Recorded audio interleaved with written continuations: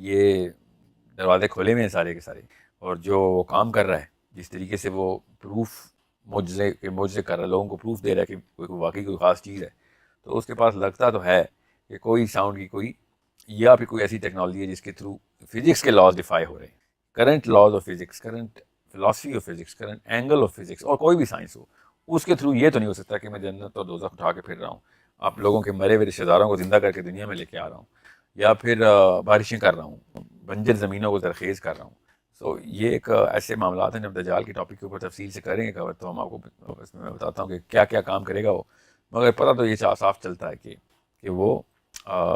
کوئی extraordinary technology ہے اس کے پاس۔ اب وہ یہ تو پکی بات ہے کہ وہ انسان ہے، یہ تو حدیث سے ثابت ہے کہ وہ اس بارے میں کوئی یہ کنفیوژن نہ رکھے کہ کوئی ایسی مخلوق ہے جو باہر سے آئی ہے، یا وہ باہر سے نہیں بھی آئی، یا باہر سے آئی بھی ہے تو کوئی غیر انسانی مخلوق ہے۔ نبی علیہ السلام نے بڑا کلیئرلی بتایا ہوا ہے کہ وہ ایک انسان ہے، وہ آدمی ہے،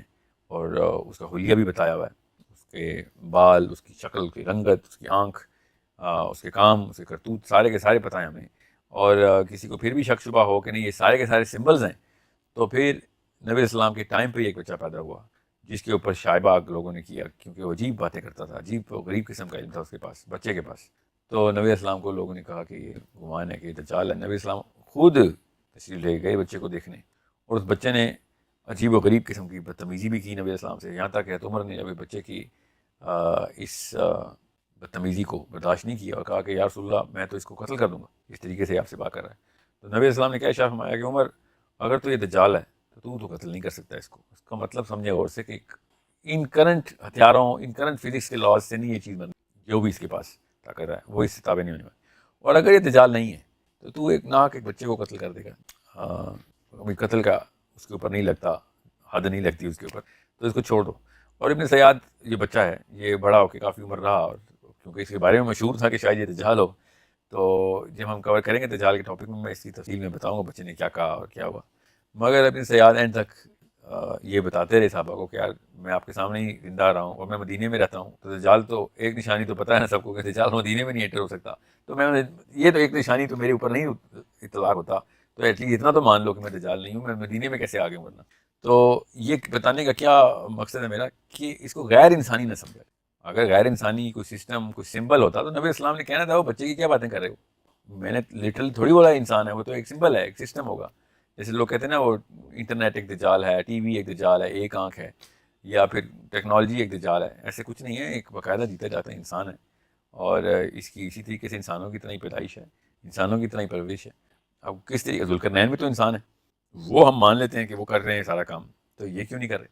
اور ذوالقرنین کوئی نبی نہیں ہے، تو یہ بھی ایک جب نبوت کا دعویٰ کرے گا تو سورہ کاف یہاں پہ بھی ایک ضرب لگا رہی ہے کہ ذوالقرنین کو نہیں نبی مانا ہم نے جب تک کہ کوئی اللہ تعالیٰ نہ بتا دیں کہ میں نبی، تو آپ کس بات پہ نبوت کا دعویٰ کر کے بیٹھے ہیں؟ تو یہ پھر خدائی دعوے کرے گا، کیونکہ نبی علیہ السلام نے شاف فرمایا کہ تمہارے رب کی ایک آنکھ نہیں ہے، تو یہ الوہیت کے ربوبیت کے دعوے بھی کرتا پھرے گا۔ تو یہ دونوں طریقے سے ہمیں یہ بات سیٹل کر لینی چاہیے اپنے ذہن میں کہ ایک تو یہ کوئی آرٹیفیشلی کریٹڈ کوئی مشین نہیں ہے، کوئی روبوٹ نہیں ہے، نہ ہی کوئی ایک فگمنٹ آف سم سمبلزم ہے جس کے تھرو ہم ہر چیز کو دجال شروع کر، ایک انسان ہے جس طریقے سے پہلے معاملات کرتا رہا ہے اور اسی طریقے سے کرے گا۔ مسئلہ یہ ہے کہ وہ معاملات ہماری زندگی کے اندر ان اصولوں کے اوپر پورے نہیں اتر ہوتے، تو ہم جب بھی سمجھتے ہیں کہ کوئی چیز انتہائی ایب نارمل طریقے سے کر رہا ہے تو ہم اس کو خدائی درجے دینا شروع کر دیتے ہیں۔ اس طریقے سے لوگوں نے اپنے بزرگوں کو، انبیاء کو خدا کے درجے پہ نافذ کیا پچھلی قوموں میں، تو یہ لوگ ابھی بھی شروع کریں گے۔ اب سورہ کہف کہتی کیا ہے؟ سورہ کہف کا پہلا باب ہی اللہ تعالیٰ کی پاکیزگی بیان کرتے ہوئے کہ اللہ تعالیٰ کے نام پہ یہ خود تہمت لگا رہے ہیں کہ اللہ نے ایک بچہ پیدا کیا ہے، تو اللہ تعالیٰ تو اس چیز سے پاک ہے، تو وہ کون لوگ کہہ رہے ہیں کہ اللہ کے یہاں بچہ ہے؟ عیسائی کہتے ہیں نا، تو سب سے پہلی ضرب بھی عیسائیوں کے اوپر لگتی ہے، حالانکہ مسلمانوں کی سائیکالوجی میں دجال اہل یہود کے پرو یہودی ہے، اور یہودیوں کے لیے ہی سارے کام، یہودی خود بھی مانتے ہیں کہ ہمارا ہی مسیح آنے والا ہے، تو یہ بات تفصیل سے کور کریں گے جب ہم دجال کے ٹاپک میں جائیں گے۔ مگر سورہ کہف کی تک یہ بات ضروری ہے کہ سورہ کہف کے پہلی 10 آیتوں کے جو 6-7 پہلی آیتیں ہیں وہ تو نصرانی عقیدے کے خلاف ہیں، کیونکہ دجال جو بھی کرے گا وہ بعد میں کرے گا، سب سے پہلے تو عیسیٰ ابن مریم ہونے کا دعویٰ کرے گا، ورنہ نصرانی اس کے پیچھے نہیں آئیں گے۔ تو عیسیٰ ابن مریم کا دعویٰ کیوں کرے گا وہ بھی میں بتاؤں گا بعد میں، مگر وہ کرے گا ایسے ہی، یہ ثبوت ہے ہمارے پاس، تاکہ عیسائی جو 3-4 ارب عیسائی ہیں وہ تو ذرا اس کے پاس آئیں۔ جب پوری دنیا کے 4 ارب بندے اس کو پہلے سے عیسیٰ ابن مریم مان رہے ہوں گے تو آدھی گیم تو یہ جیت چکا ہے نا. 7 کے اوپر 4 ارب کی فوج تو اس کے پاس آ چکی ہے. اس کے بعد کہیں جا کے اس نے انجیل سے توریات کا سفر کرنا ہے, اور پھر یہاں تک کہ کیا پتا قرآن کا بھی سفر کرے, کیونکہ ہے تو یہ ریلیجس, کیونکہ ایسے ایسے باتیں اس کی ساری نبوت اور خدائی کی ہیں. یہ کوئی لبرل لیفٹ فلینک کا بندہ نہیں ہے, یہ رائٹ فلینک کا کوئی ریلیجس فگر ہی ہے. دوسرا لوگ اسے ایسے اتباع کریں گے جیسے کہ ریلیجس حق ہے ان کا. تو اس کو چرچ میں بھی جگہ مل رہی ہے, اس کو سینگاگ میں بھی جگہ مل رہی ہے, مسلمانوں کی مسجدوں میں بھی جگہ مل رہی ہے. مسلمانوں کے بارے میں تو ایسی حدیثیں ہیں کوئی گھر نہیں بچے گا جس میں سے لوگ دجال کی بیعت نہ کر رہے ہوں. تو مسلمان ایسے تو نہیں دجال کی بیعت کریں گے, صرف مومنین ایسے ہوں گے جن کو اللہ تعالیٰ کہ واللہ عالم کیسے, وہ بھی ہم ایکسپلین کرنے کی کوشش کریں گے کہ انہوں نے جب اس کو دیکھنا ہے تو اس کے ماتھے پہ کافرہ لکھا ہوا نظر آ رہا ہوگا, اور مومنین پھر آپس میں کنسلٹ کریں گے کہ تمہیں بھی نظر آ رہا ہے مجھے بھی نظر آ رہا ہے, تو یہ کوئی الوژن نہیں ہے, اللہ تعالیٰ کی طرف سے ایک معاملہ ہے. اور پھر اس دور میں مومنین کو خوابوں کے تھرو گائیڈنس ملنا چاہیے. سو وہ بھی ایک جماعت کے مشورے کے بعد ہی پتہ چلتا ہے کہ مجھے بھی وہی خواب ہے جو آپ کو آیا ہے. یہ فرد کے طور پہ گائیڈنس سسٹم نہیں ہے, یہ جماعت کے طور پہ گائیڈنس سسٹم. سو زیادہ تر لوگ تو اس پہ ریلیجس بیعت ہی کر رہے ہیں, یہودی بھی, مسلمان بھی, عیسائی بھی. تو اس مور آف ریلیجس موومنٹ. تو سورہ کہف نے ان دا بک آف ریلیجن, قرآن کے اندر اس کے اوپر پوری طریقے سے ضرب لگائی ہے کہ یہ والی بات اگر کوئی کرے, کوئی بھی کرے آ کے, تو وہیں پہ اس کو کا توڑ تمہارے پاس ہے کہ اللہ تعالیٰ بچے پیدا نہیں کرتا. اور یہ جو الزام لگا رہے ہیں, اللہ اس الزام سے پاک ہے, اس تہمت سے پاک ہے کہ اللہ کے یہاں کو بیٹا ہے, اور اسی کو انہوں نے بنا لیا ہوا ہے. اب 9ویں 10ویں 11ویں آیت کے اندر ہی اب اصحاب کہف شروع ہو رہا ہے. تو نبی اسلام نے بھی پہلی 10 آیتوں کا ہے, تو اصحاب کہف بیچ میں شامل ہوتے ہیں. تو اس دوران اصحاب کہف کا یہ واقعہ جو ہے نا بہت ریلیونٹ بن جاتا ہے. ایون تو اور بھی حدیث ہیں, میں آپ کو سورہ کہف کی حدیث سنا کے یہ بات ذرا اور ڈیپتھ میں لے جاؤں کہ ایک صحابی نے دیکھا کہ ایک گھر کے اوپر بادل کا ایک ٹکڑا آ کے رک گیا ہے, یہاں تک کہ باقی کے لوگوں نے بھی دیکھا, اور اس گھر کے باہر جو گھوڑا بندھا ہوا تھا وہ بھی فیل کر گیا, اس نے ہنانا شروع کر دیا, اور بہت عجیب واقعہ ہونا شروع. انہوں نے پوچھا کہ اندر کیا ہو رہا ہے, تو اندر اس بندے نے کہا میں تو سورہ کہف کی تلاوت کر رہا تھا. تو سورہ کہف کی تلاوت سے آپ یاد رکھیے گا ذوالقرنین کو بھی بادلوں پہ چلنے کی طاقت تھی, ٹھیک ہے, یہ سمجھنے کی یہاں پہ ایک نقطہ یہ ہے. تو سورہ کہف کے پاس کے اندر ہے تو صحیح یہ معاملہ, اور حدیث یہ ہے کہ جس طریقے سے میں نے سنائی ہے, تم جیسے نازل ہوئی ہے ویسے ہی اگر تم نے قرات کی سورہ کہف کی, تو پھر تمہارے پاس دجال سے, یہ تمہیں دجال سے بچانے کے لیے ہتھیار کافی ہے. امام نووی نے کہا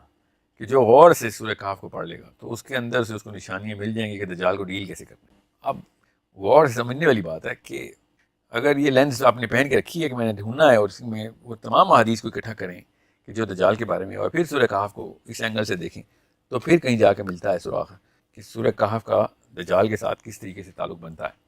سو یہ سوال آپ کا بالکل ٹھیک ہے کہ کیا ذوالقرنین کے پاس بھی تو ایک نارمل طاقت ہی تھی نا, اللہ نے دی ہوئی تھی, تو کیا یہ ثبوت نہیں ہے کہ دجال کے پاس بھی ایسی کوئی طاقت ہے؟ جی ہاں بالکل ہے. دجال کے ٹاپک کے اوپر میں بڑی تفصیل سے یہ ساری کی ساری طاقتیں اس کی بتا دوں گا, مگر سورہ کہف کے اندر ذوالقرنین نے جو راستے کھولے ہیں, جن راستوں پہ ٹریول کیا, اور راستے جو بند کیے ہیں وہ راستے ہی ہیں, ان راستوں کے تھرو ہی انٹری اینڈ ایگزٹ ہے. کیا پتا واللہ عالم, ساری کہانی الگ الگ ڈائمینشنس کی, اور جو بھی یہ کام کرتا ہو کسی اور ڈائمینشن سے لا کے دیتا ہو, کسی کے مرے ہوئے باپ کو بھی کسی اور جہان سے لے کے آتا ہو. کیا پتا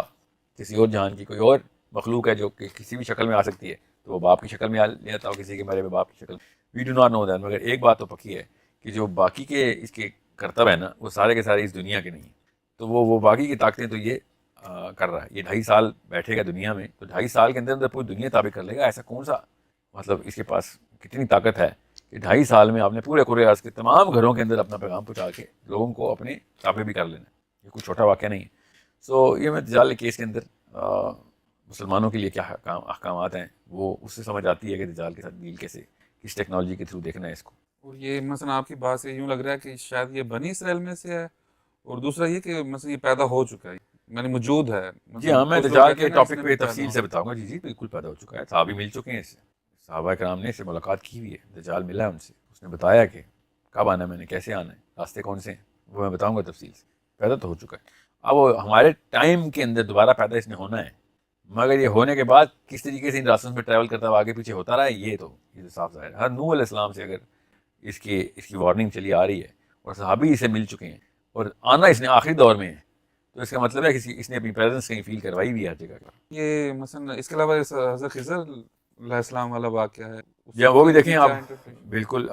سورہ کہف میں حضرت خضر کا جو واقعہ ہے نا, اس میں کچھ ایسی نشانیاں ہیں, اور وہ بڑی نشانیاں ہیں کہ جس میں لگتا ہے کہ کچھ ایسا واقعہ اس طریقے سے بھی یہاں سے نظر آتا ہے کہ پانی کے جو جو مچھلی مری ہوئی مچھلی زندہ ہو کے پانی کے اندر چھلانگ لگاتی ہے اور وہ ایک سرنگ بناتی ہے، اور اس سرنگ سے خضر اور موسیٰ بھی گزرتے ہیں، پھر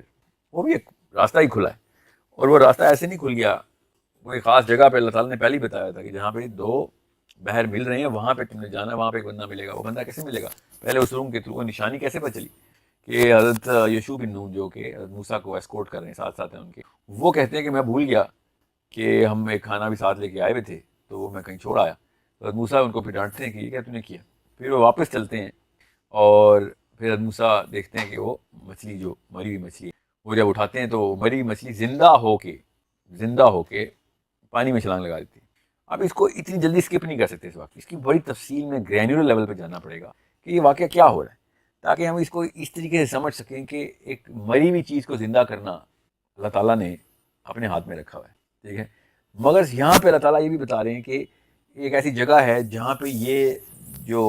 معاملات ہیں وہ اس طریقے سے نہیں چلیں گے جس اصولوں کے اوپر آپ لوگ دنیا میں رہتے ہیں۔ اور حضرت موسیٰ کے ساتھ جتنے بھی واقعات ہوں گے خضر کے ہوتے ہوئے، وہ سارے کے سارے کچھ وہ والے اصولوں پہ نہیں ہوئے جو ہمارے اصول ہیں۔ یہاں تک کہ حضرت موسیٰ نے تذبذب میں آ کے 2-3 دفعہ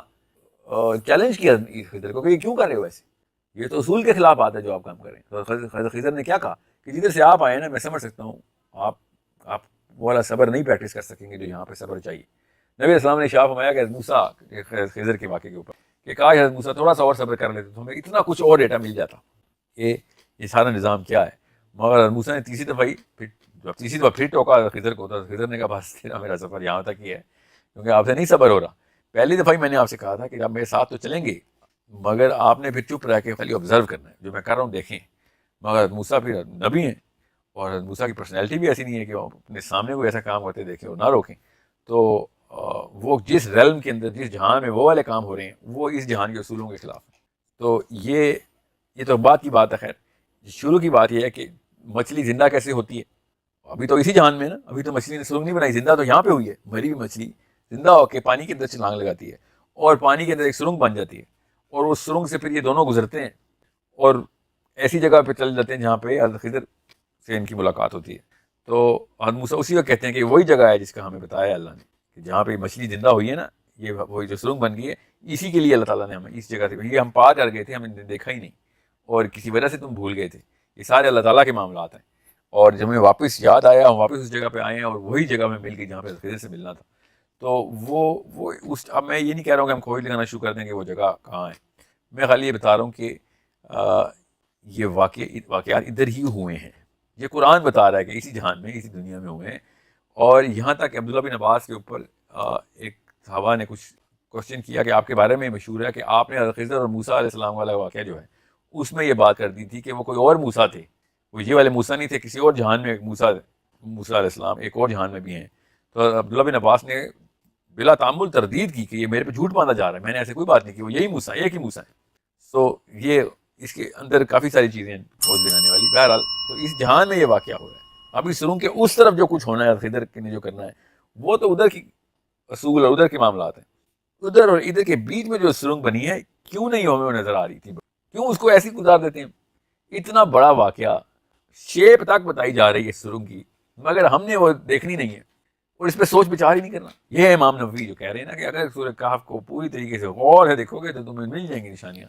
کہ دجال کے ساتھ اس طریقے سے ڈیل کرنا ہے، ٹھیک ہے۔ تو اگلے کچھ پروگرام میں میں بتاؤں گا کہ یہ سرنگیں جو ہے نا یہ پہاڑوں میں کھلتی ہیں، یہ ساری ڈائمینشنز کے دروازے پہاڑوں میں ہیں، اور نبی السلام نے دجال کے ٹائم پہ پہاڑوں میں جانے کا ہی حکم دیا مسلمانوں کو، پہاڑوں کا رخ کرو، اس کو لڑائی کرنے کی ضرورت نہیں ہے، نہ ہی تم کر سکتے اسے۔ جب تمہیں پتہ چل جائے کہ دجال آ گیا ہے، ان 2.5 سالوں کے اندر تم بس بھاگ رہے ہوگے تم اس سے، اور پہاڑوں کی طرف بھاگو، اور ان پہاڑوں کے اندر سورہ کہف کی جو کمبینیشن کی ہے نا وہاں سے آپ کو راستے ملیں گے جہاں سے آپ نکل سکتے دجال سے جتنا بھی بچ سکے، جب تک عیسیٰ علیہ السلام آتے نہیں ہیں، اور پھر اس کے ساتھ وہ معاملہ نہیں کرتے۔